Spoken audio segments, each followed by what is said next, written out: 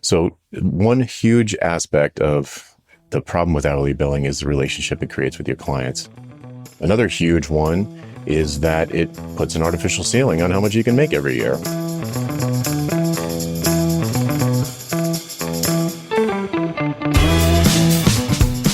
Welcome to the Agents of Change, the podcast experience you've been waiting for your entire marketing career. Search, social, mobile, AI, blockchain, and neuromarketing. These are the Agents of Change, and so are you. Digital marketing success awaits, and your transformation begins now. Welcome to another episode of the Agents of Change podcast, the podcast that strives to make you the greatest digital marketer you can possibly be and to reach and engage more of your ideal customers online. I'm your host, Rich Brooks. This is episode 575, powered by Flight New Media, because sometimes you can't do it all by yourself. If you need to add deep expertise in Google Ads, Facebook Ads, SEO, analytics, web design, or branding to your team, we can help. Just as we've been helping small to medium-sized businesses all the way back since 1997. Just reach out to us at theagentsofchange.com or at takeflyte.com, and I will get right back to you. Today, we're going to be taking a break from AI and marketing. Yes, there are other things to marketing than AI, I promise you, and talk about something that impacts us all: pricing. Pricing is such an interesting topic because obviously it impacts our bottom line, our top line, and how much we bring home each year. But it also impacts the way our prospects and clients view us. It can be a competitive advantage or something that scares away prospective buyers. But before we dig into that juicy topic, I want to introduce a new recurring segment on the podcast, something we're calling Flight School. That's FLYTE School. Beyond the opportunity of speaking to marketing and pricing experts on the show, I'm also surrounded by some of the brightest marketers I know right here at Flight New Media, each with their own area of expertise. Lately, we've been talking a lot internally about social ads and how the platforms don't have the deep targeting tools that they used to, and how they're pushing AI solutions on us more and more, and what that means to our and our clients' campaigns. Since she was fresh off a webinar on cooking up successful meta ads with limited ingredients, I thought I'd ask our own Izzy Seidman to talk about how you can succeed with Facebook and Instagram ads today. Izzy, why have so many meta ads targeting options disappeared? Well, it really comes down to increased privacy control for users across the web.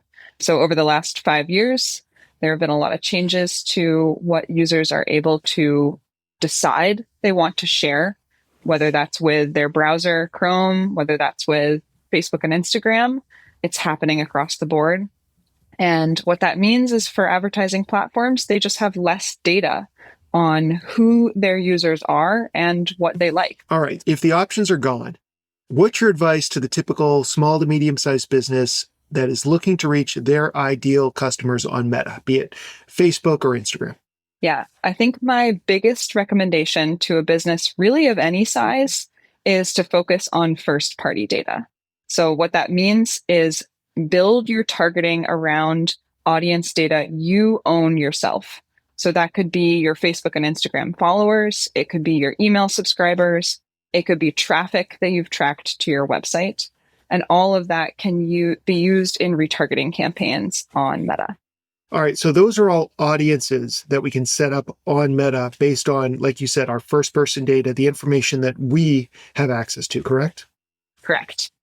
All right, so what is this Advantage Plus I've heard so much about, and then how do you use it when you're working on our clients' campaigns?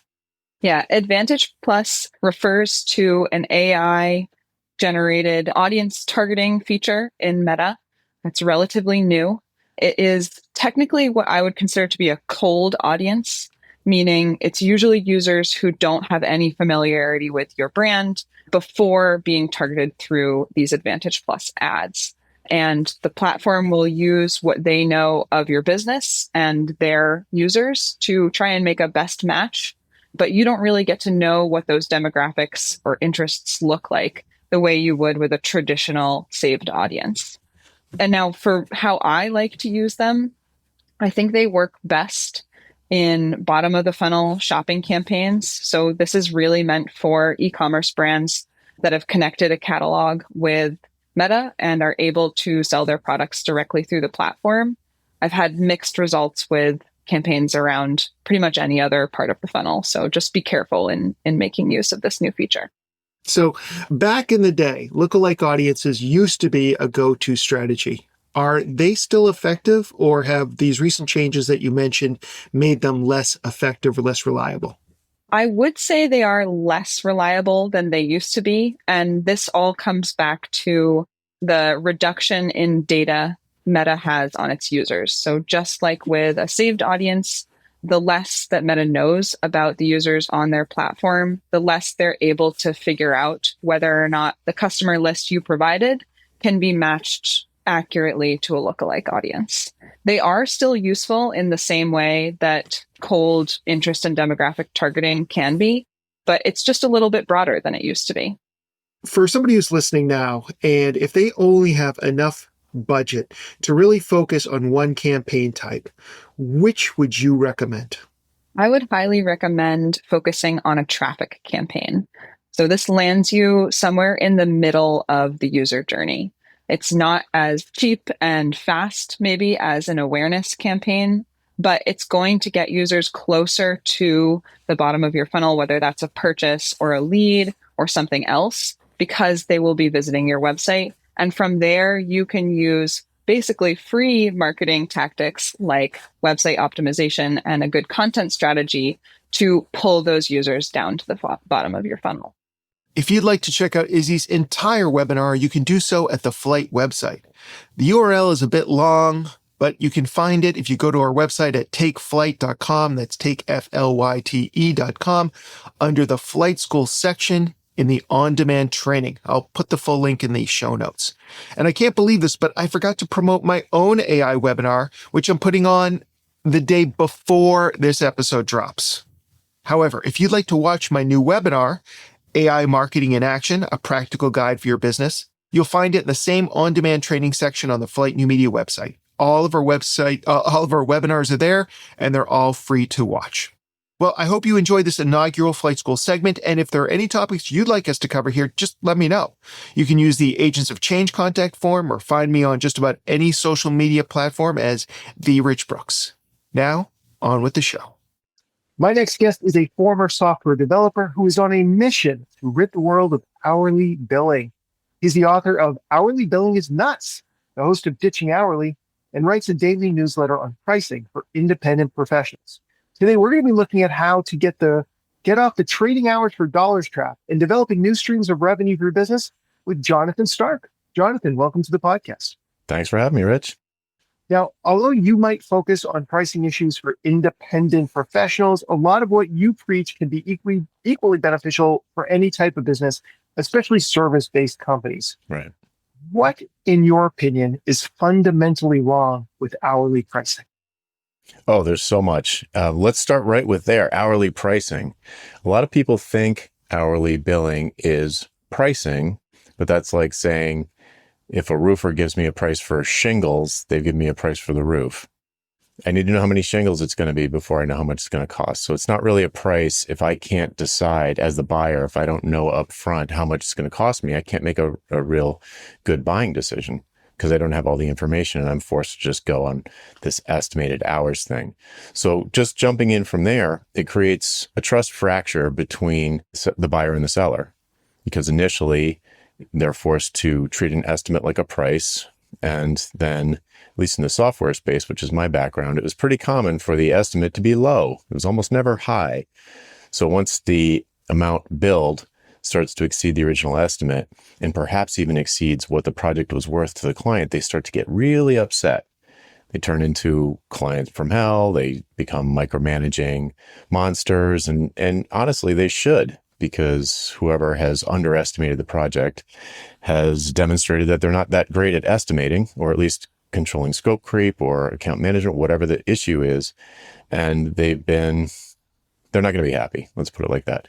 So one huge aspect of the problem with hourly billing is the relationship it creates with your clients.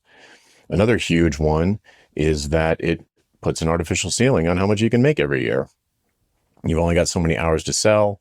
Even if you have employees, your hours, your inventory, there's no way to optimize an hour sold. It takes an hour to deliver, assuming you're an honest person, like I'm sure all of your listeners are. So if you sell an hour, it's going to take you an hour to do it. And there's just no way to optimize that. It's just impossible. So it puts this cap on your income. It might be a high cap that doesn't bother you right now, but a lot of people who work with me are ones who've gotten to the point where they're like maybe a little gray on top, and they're starting to think, geez, I've been making good money, but it's the same money I've been making every year for a long time. What can I do about that? And that's when they start looking around for somebody like me to come up with an alternative pricing method. All right. Now, I've heard you say that pricing, publishing, and productizing are key pillars to this approach. Mm-hmm. Can you explain that and how they work in your framework? Yeah. So let's start with productizing, because I think that's probably the one that's most interesting to your audience. So if there's something that you do on a regular basis with lots of your clients, maybe it's some sort of initial diagnostic that you like to do with new clients. Maybe that takes 5-10 hours, maybe 20 hours over the course of a couple of weeks, maybe up to 4 weeks. And then you come out of that with some kind of action plan or recommendations for what would come next. That could be a productized service that you sell independently over the overall project, or that you even price it all or bill for. People sometimes just do that for free as part of landing the job. But I would say that's a perfect candidate for productizing, where you basically, the idea of a productized service is that it's a fixed scope service packaged and sold like a product. So it probably has a price on the website, or at least a price that the seller knows up front before they even talk to someone. Say, hey, to work with us, it starts off with this, whatever, marketing strategy workshop or session or strategy session, whatever you call it, depending on your space. And it's $5,000 or it's $15,000. And that's the cost of entry. We don't work with anybody who hasn't gone through this. And you could use it as sort of like a client qualification process or whatever. But it's this high level strategic thing that would happen before any kind of in-depth project. There's a bunch of ways to productize. Another one that's common with this group, it's becoming more common lately, is this kind of subscription model where you offer kind of all you can eat access to a group of clients individually, of course, but like you'd price a group of clients and say, well, we basically do this. Here's the list of things that are in our wheelhouse. Maybe it's web design, SEO, CRO, setting up funnels, whatever you do. Say, if you need anything that's in this category, you're covered. You don't have to worry about it. For one monthly price, if you have a problem, you just let us know. Or if you have a need, you just let us know, and we'll add it to the queue, and we'll go through the queue one by one. And you can change the priorities of the things in the queue, whatever the case may be.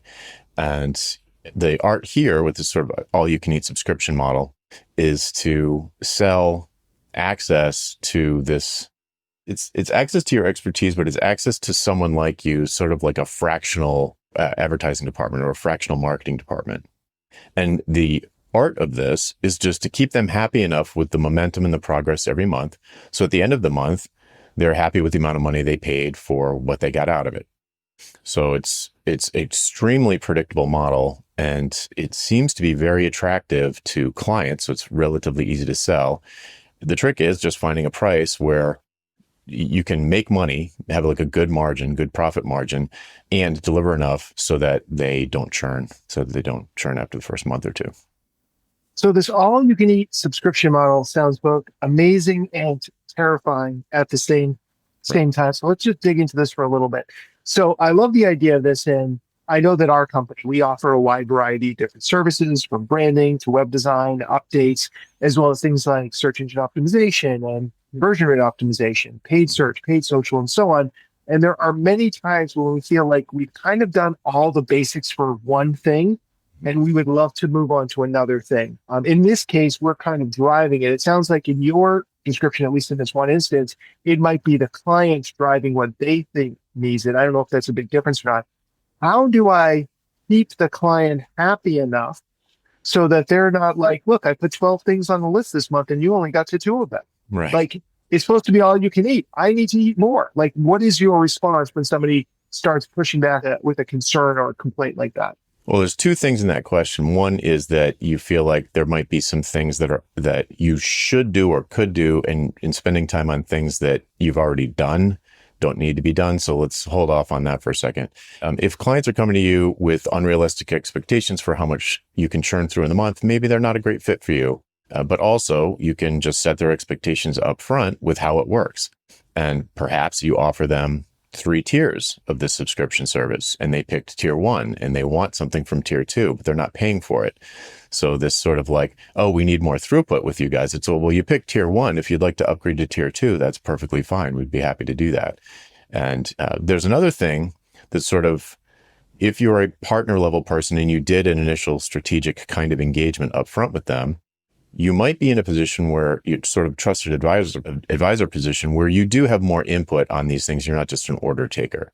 So it could be that the principal has a monthly or biweekly meeting with the key person, the founder or CEO of the client. And you make a plan for, okay, here's our big picture. We established in the initial engagement. Here's the big picture plan. Here are all these things that we both agree need to be done to reach that plan. And here's what we think we can do in the next 2 weeks or the next 4 weeks, the next month. And this is very common in the software space where you've got either employees or an agency or some kind of firm. And you have these sprint meetings where every 2 weeks you'd sit with a product owner or something like that. And you'd say, okay, what's the backlog? What are the things that still need to be done? And how much do you think you can fit in this 2-week chunk? And like I said, the art is getting enough in there and finishing it so that they feel like, yeah, okay, this is going well. We've got momentum. Maybe I would have liked to have more, but this is worth it. And I suppose the flip side of this is if you're a people pleaser on the agency side, it's very dangerous because you start adding you over the offer. I almost said over engineer is a software term, but you in your space, you'd just be over delivering for no, sort of like filling up your time because you have time, and that's not a good thing to do. So the beauty of this model is that, like all non-time-based models, I mean, it's monthly, but it's not a time-based model, is that the faster you get at delivering, list your thing, a Facebook ad, A/B test, whatever, something, the faster you get at doing that, or the more tools that you empower your employees with to get that stuff done fast, the more quickly you can hit this client satisfaction bar for the month. And then with the time left over, you can work on the business or internal projects or let your employees go home early or whatever, or take on new clients because your capacity is now increased. Okay. All right. Does sound like you need to be willing to draw some lines with clients for sure, or 100%. set expectations. Yes, 100%. That's the beauty of a productized service, is that you can list all of that stuff up front and have that conversation first. And if this isn't going to work for you, that's fine. We'll find someone else who will be a good fit for. Right. Okay. Now, if we do want to shift to this value-based pricing, what are some of the things we should keep in mind? The main thing is that it's very difficult to switch your mindset from scoping first to scoping last, which is what you need to do. So if folks are used to billing by the hour, at least in my case, back when I used to do that in 2003, 4, 5, in a sales meeting with someone, a new client comes along, we heard great things. We loved your book. We want you to work on this project that we've got. And back in the day when I billed hourly, I know that what is going to happen next is I have to write a proposal, and that proposal is going to be based on an estimate of hours. And I want it to be as accurate as possible so I don't end up disappointing the client later. So I spend the entire meeting, I would say waste the entire meeting, talking about what they want me to do. And like, okay, what needs to be done? And then I'd be thinking, okay, they asked that in an inexpert way, but I'm good at this. I understand what they meant. And I'm listing things like number of screens, number of tables in the database, fields in the database, the entity relationship model. I'm basically solving the whole project in my head. I'm planning out the whole project in my head. And then after the meeting's over, I'll sit down and write an estimate. Like, I think this will be 100 hours at $200 an hour. Multiply that out. That's the estimate. And I give them that proposal. And the problem here is that I didn't spend 1 minute back then. I didn't spend 1 minute in the meeting finding out why they wanted this done, why they wanted it done now, and why they were intending to hire someone expensive like me to do it. So I could do everything that they asked for, and I could do it in a way that was aligned with best practices in the industry and deliver it to them. And it wouldn't move the needle for their business at all or anywhere near as much as they wanted, because no one ever told me, and I didn't insist on finding out, what was the point. So it's very difficult to stop scoping in the sales meeting. It took me about 18 months to finally break that habit. It's very hard. So once I did that, though, the whole meeting was like, tell me about your business. What are you going to do after this thing is delivered? What are you hoping it's going to change? Obviously, if you're planning on giving me $1 million, there must be some reason why it's going to be better for your business. What is the transformation? How is this branding or this marketing or this design? How is this going to make your business better? Because I want to first do no harm. I want you to, at the end of this engagement, I want you to say, like, this is the best money we ever spent. It was expensive, but it was worth it. And it was such a huge home run for us that we built a statue of Jonathan outside of the building. You want to amaze them.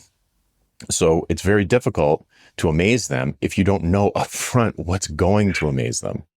So at least in software, there are 100, 1,000 ways to skin the cat. When they would give me a project, when it was just all scope and order taker type of stuff, there are 1,000 ways I could do it. So I would just do it in the best practices way, but that might actually paint them into a corner for their business goals.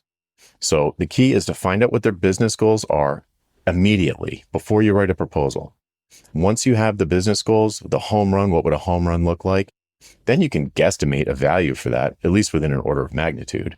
Like a company like this with a project like this is looking to increase revenue by $2 million a year or whatever, even if it's just $100,000. And then from there, you're going to scope less. You get the value. Maybe it's worth $100,000 to them in real numbers. And then I'll say, okay, let me create 3 prices, 10,000, 22,000, and 50,000. And inside of each of those budget buckets, how much scope do I want to put in there to move the needle for them on this particular desired outcome at a level of effort that I'd be fist pumpingly happy to do. Mm-hmm. So for $10,000, what can I do to help this company get closer to that incremental $100,000 in revenue? Well, I can't do everything, but I can do some things. Maybe I give free access to a course. Maybe it's training. Maybe it's sort of a DIY kind of educational type of thing. And then at $22,000, well, I can add some more things in there. What would I be super happy to do to help them move the needle for $22,000? Maybe I give them some access to one of my marketing people or some, I don't know, whatever you would do in your space. You just bring in more scope, and maybe the top tier is $50,000. They get time with the principal every other week, aligning on goals, make sure that the project is going in the right direction, whatever. You just put in more and more involvement on your end as the price goes up. And if you're even in the ballpark with your guesstimate at the value, and you've set prices that are a fraction of the value, a tenth of the value, they are probably going to be considering at least one of them. And a lot of times, depending on how you price it, they'll pick option 2, and then you're off to the races. Okay. So it sounds to me, what I'm hearing is, first of all, you need a client who's less worried about all the details of the project. Yeah. Because you're trying to move away from that. So you need somebody who, along with you, is focused on the outcome and the results rather than here is the minutia, the bullet points that I need involved in this particular. Yeah, that's project. A red flag. If they're telling you how to do your job, they're hiring an expert and then telling the expert how to do their job, red flag. Okay, good to know. All right. So as we're having these conversations with our prospects and clients, what are some of the key questions you found work to really understand what they need and also to help them understand the value of what we're going to bring to the table? Right. So I call it the why conversation. There's 3 categories of questions that I ask in a sales interview. First one is, why this? Why even do this? Why not do this? What would happen if we didn't do this?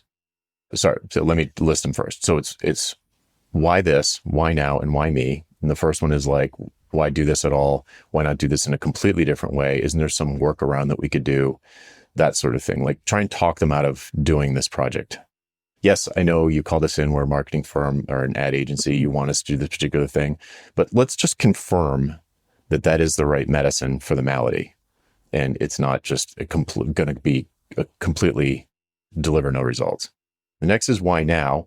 If this is not an urgent thing, it's not a great fit for value-based pricing. You can certainly still do that, but the more urgent it is, the higher the value will be to them to bring in an expert to help them. So if they're like, oh, we're just kicking the tires, we're putting out an RFP and we're getting some names, and I lose interest immediately. But if I ask them a question like, what changed that caused you to reach out to me? Something must have changed. And if it hasn't, then it's probably they're just tire kickers. But something probably changed. Amazon just came into our market, or there's this AI is eating our lunch, or there's this window of opportunity in the market that I've identified. The CEO has identified this opportunity in the market, and the window's going to close because the competitors are going to dive in there and they want to gobble up market share. Okay, so now I know it's urgent to do something. I agree that the thing that they want to do is probably at least, or maybe not. It's either the right thing to do or a reasonable thing to do. And the last thing is, why would you hire someone expensive like me? Why not do this internally? Why not get some interns to do it? Why not send it to one of my competitors who are less expensive? I'm probably the most expensive person you're going to talk to. And there's a lot of other ways to do this. If you can do it more cheaply and you feel like you're going to get the same quality, I would recommend you do that. So why are you considering me and not all these other options? And as you uncover all of these answers, the value in their minds, not how much value I think I'm going to bring to the table, the value will have become established in their mind. So I'll say, well, at the end of this project, what would be a home run? Just so I know we're both going in the same direction. I'm driving you to the right destination. What would be a home run? And they'll say something like, oh, if we even increased our sales by 20%, that would be like a massive home run. And you're like, okay, what are your sales now? And then, all right, perfect. Yeah. And you're in your head, you're like, oh, I'm super confident that I can do that because of the state of their current situation. I'm very confident that I can do that. So, okay, great. Now that's the value in their mind. You want the value, what it's worth to them, how their business is going to be better off, the transformation. You want that to come out of their mouths. You want them to do the calculation, and the way to do that essentially is by going through the why conversation and trying to talk them out of doing this project now with you. And they'll have to convince me that it makes sense for them to hire me. In the process of doing that, they will have convinced themselves. And then I just write all of that down and put it in the proposal. And it's basically they write the proposal. The only thing I do is put some prices on it and decide on what scope I'm going to do at each level. All right. So you kind of tease the idea of a product ladder, which I know is something that you talk about as a way of offering this value-based pricing. Mm-hmm. Can you kind of walk us through an example of how the product ladder works for businesses? Yeah. So the idea is to give people a price that is appropriate for how much they trust you. So you've got some expertise. I mean, this is true for soloists, but it's also true for a firm or an agency. You could do this. The principals could do this, or just the team as a group could do this. So like, what are we great at? What's our unique worldview? What's different about us? And just like think, okay, these are our superpowers, and say, how could we package them up for $50?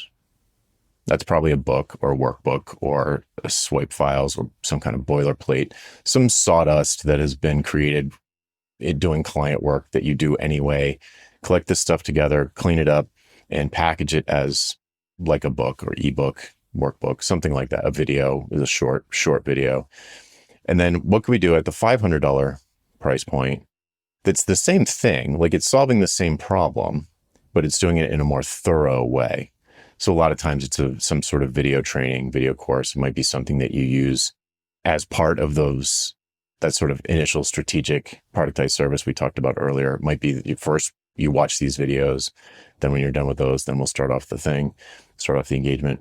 So at 500, you're probably looking, it could be a strategy phone call or like a phone call with the principal just for some kind of clarity, or not a sales call, but where you're actually attempting to give them information that they're going to take away and use immediately. So at 500, you could do something like that. And then at 5,000, for a lot of soloists, that's probably some kind of a roadmap or initial paid diagnostic where you audit whatever. With me, it would be like audit their code base or audit their security systems or whatever. And then come up, okay, here's what I found. These are my findings. These are my recommendations, my prioritized list of things that you should tackle. You can take this and take it to someone else to fix them. I don't care. That's fine with me. Or you can if you're interested, I can give you a proposal to fix these things. And so maybe that's the $5,000 price point. And then the $50,000 and up, that's where you'd be looking at value price projects probably. All right. So I know that you work primarily with independent professionals, but we're talking about also, businesses today. Yep. Do you have any advice for people who are part of a company? For example, if I am going to create my own product ladder, am I creating it as Rich Brooks, who may be the most well-known person in my company? Am I creating it as part of Agents of Change? Am I creating it as Flight New Media, my digital agency? Does any of that make a difference?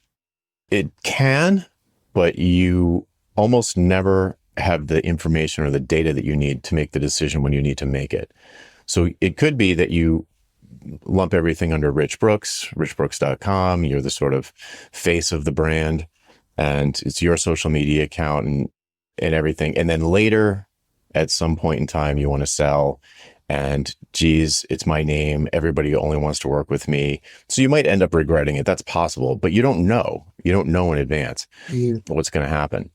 And the flip side is if you create a company name, I've seen people regret that, where it's too limiting, where the company name is like something ABC copywriting, but then they want to branch out and do more positioning or branding or messaging or sales messaging, and it's just like the name of the company is just like it's too much of a constraint.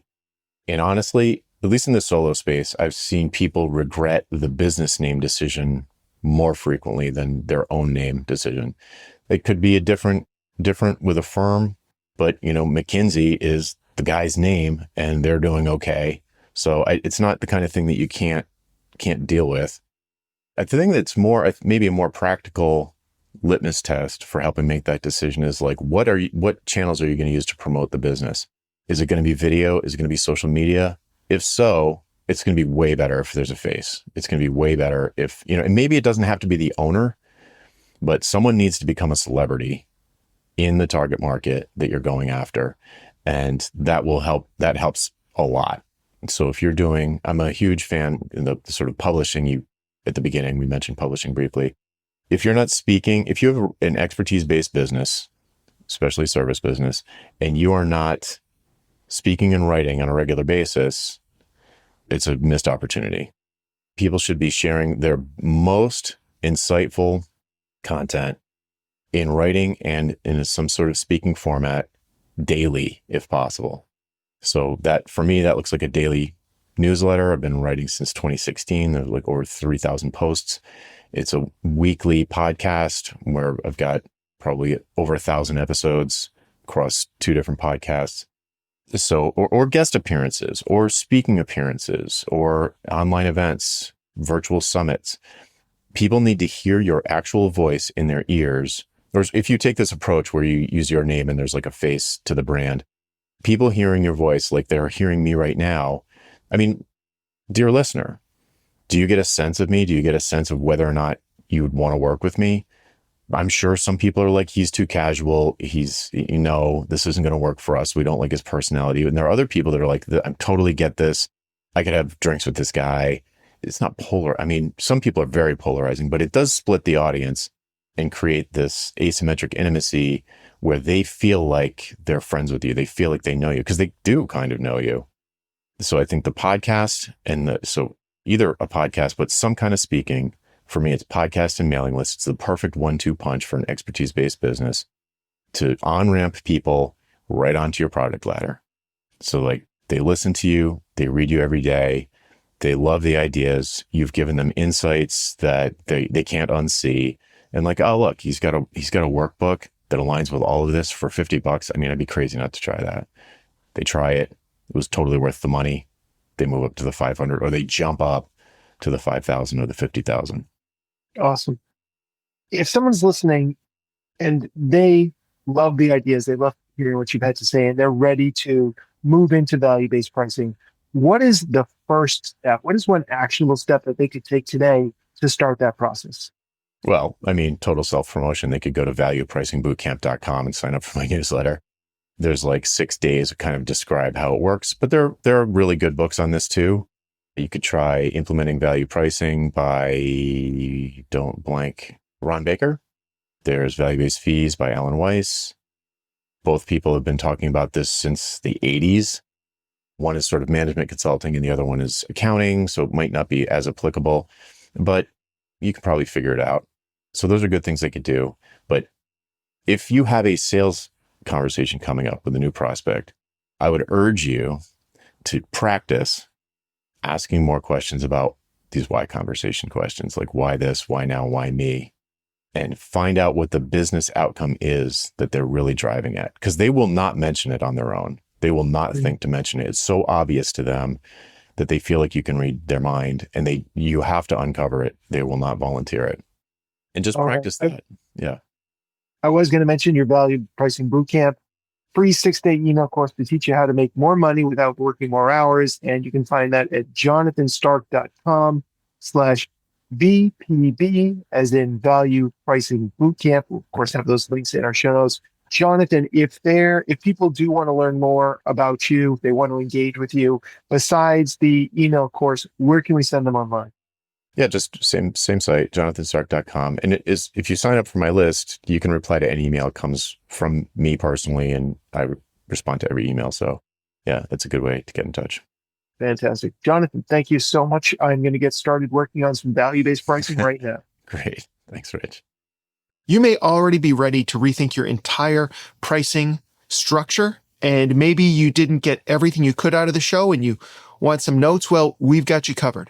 If you go to theagentsofchange.com/575, you'll find the audio, you'll find a full transcript, you'll find a blog post based on it, you'll find all the links that Jonathan shared with us, and everything else you need to come up with better pricing for your products and services. Just head on over there and it's all available for you. And if you wouldn't mind doing us a solid, if you found this interesting and you know somebody who's struggling with their own pricing, do me a favor and share this episode with them. They'll love it. You'll love it. I'll love it. Everybody will love it. We've got more great content coming your way, so make sure you're subscribed at your favorite podcasting platform and remain an agent of change. Don't miss another thrilling episode of the Agents of Change podcast. Be sure to subscribe on your favorite podcasting platform.